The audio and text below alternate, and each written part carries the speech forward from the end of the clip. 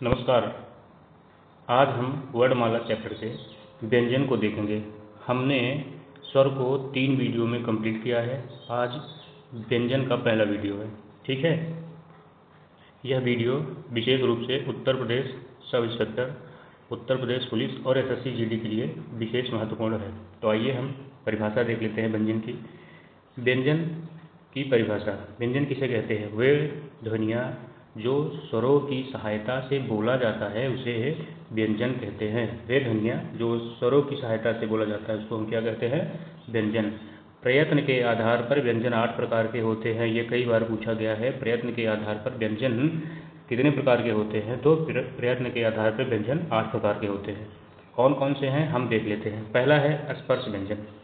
स्पर्श व्यंजन का से लेके म तक, क ख ग घ ङ च छ ज झ ञ, का से लेके म तक स्पर्श व्यंजन आता है, ठीक है। दूसरा है स्पर्श संघर्षी व्यंजन। कौन कौन से होते हैं? च, छ, ज, झ और या। स्पर्श संघर्षी व्यंजन कितने होते हैं?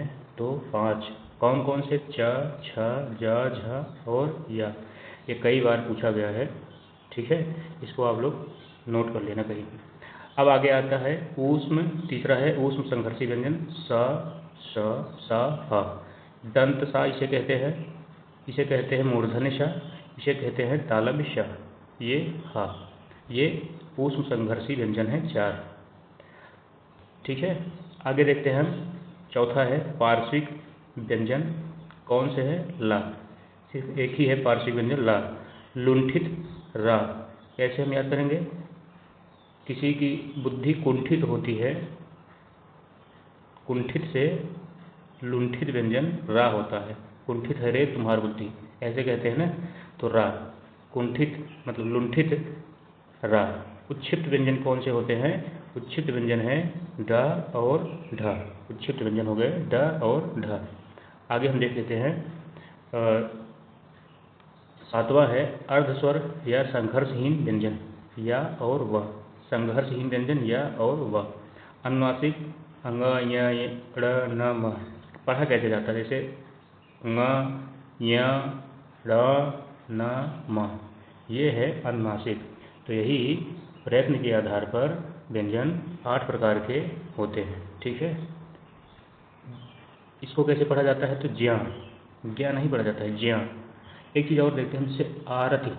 आरति माने दुख होता है और आरती माने स्तुति होता है।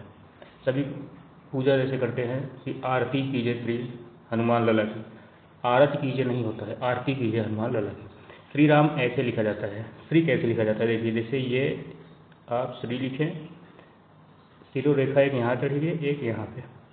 ये जब हम पढ़ते थे तो हमारे क्लास में हम लोग से मैम पूछी थी, 2 या 1 लड़के सही लिख पाए थे कि श्री शुद्ध कैसे लिखा जाता है। तो ऐसे लिखा जाता है, ठीक है। आइए हम आगे देखते हैं। आगे है स्वर यंत्रमुखी या काकल्य कंठ या उरस्य वर्ण। स्वर यंत्रमुखी या काकल्य वर्ण या उरस्य वर्ण, इस कौन से है? हा।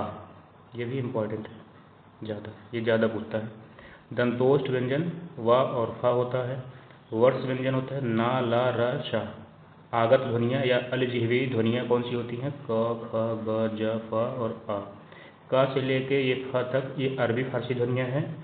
ये नुक्ता है, ऐसे फ लिखते हैं, फ ऐसे यहाँ पे बिंदी लगाते हैं तो इसको कहते हैं नुक्ता या तल बिंदु।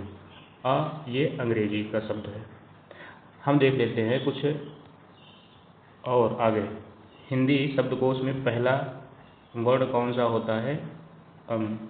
हिंदी शब्दकोश में पहला वर्ण कौन सा होता है? अम। और हिंदी शब्दकोश में अंतिम वर्ण कौन सा होता है? हा। कई बार पूछा गया है, इसको आप इम्पोर्टेंट लिख लीजिए। आगे हम देखते हैं हिंदी शब्दकोश में छ का स्थान किस व्यंजन के बाद आता है? तो क के। हिंदी शब्दकोश में छ ये कौन सा है? ऐसे छ का स्थान किस वर्ण के या किस व्यंजन के बाद आता है? तो क के बाद आता है। अमानक वर्ण या अमानक ध्वनियाँ कौन सी हैं? जो वर्ण वर्तमान लेखन में प्रचलित नहीं है। जैसे पहले आप किताब देखेंगे, पुरानी किताब में ता अगर लिखना होगा ता, तो ऐसे लिखते थे। अब कैसे लिखा जाता है, ऐसे, जैसे पहले झा ऐसे लिखा जाता है, अब ऐसे लिखा जाता है। ठीक है, आगे हम देख लेते हैं इसको। हम आगे स्वर में बता भी चुके हैं कि कौन कौन सी ध्वनियाँ या कौन कौन से स्वर और व्यंजन कहाँ से बोले जाते हैं। हम एक बार फिर से चर्चा कर लेते हैं कि पहला है अकुह विसर्जनीय नाम कंठ, अ क वर्ग, ह और विसर्ग ये कंठ से बोले जाते हैं।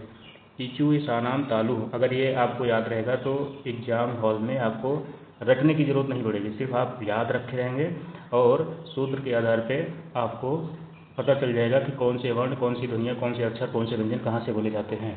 ठीक है, तो दूसरा है ईचू ईशानाम तालु, ई च वर्ग या और श ये कहाँ से बोले जाते हैं, तालु से। ऋतु रसाणाम मूर्धा, री ट वर्ग र और श ये कहाँ से बोले जाते हैं, मूर्धा से। ठीक है, आगे हम देखते हैं चौथा, ऋतुल षाणाम दंत, री ट वर्ग तथा ल और श ये दंत से बोले जाते हैं। उपू पद्मिनिया नाम ओष्ठ, उ प वर्ग ये सभी ओष्ठ से बोले जाते हैं। और अनुनासिके नासिके व अंगा य ड़ न म ये सभी नासिका की ध्वनियाँ हैं या अक्षर हैं। और आगे है ए दैतो कंठ तालु, ए ऐ कहाँ से बोले जाते हैं, कंठ तालु से। उदैतो कंठोष्ठम, ओ औ कहाँ से बोले जाते हैं, तो कंठोष्ठ से। वकारो दंतोष्ठ, व कहाँ से बोली जाती है, दंतोष्ठ से। ठीक है, ये आज के व्यंजन में पहला पार्ट खत्म हो गया है। 2-3 पार्ट में हम व्यंजन को समाप्त करेंगे। तो अब अगर उत्तर प्रदेश दरोगा, यूपी और एसएससी जीडी की तैयारी कर रहे हैं तो निश्चित सफलता है आप हमारे यूट्यूब चैनल भाषा गुरुकुल चैनल को आप सब्सक्राइब कर लीजिए। और वीडियो अगर आपको अच्छा लगा है तो आप सब्सक्राइब करिए या ना करिए, लाइक ज़रूर कर दीजिए, क्योंकि लाइक से क्या होता है, हमको मोटिवेशन मिलता है कि जो हम वीडियो बना रहे हैं बच्चों को अच्छा लग रहा है। ठीक है।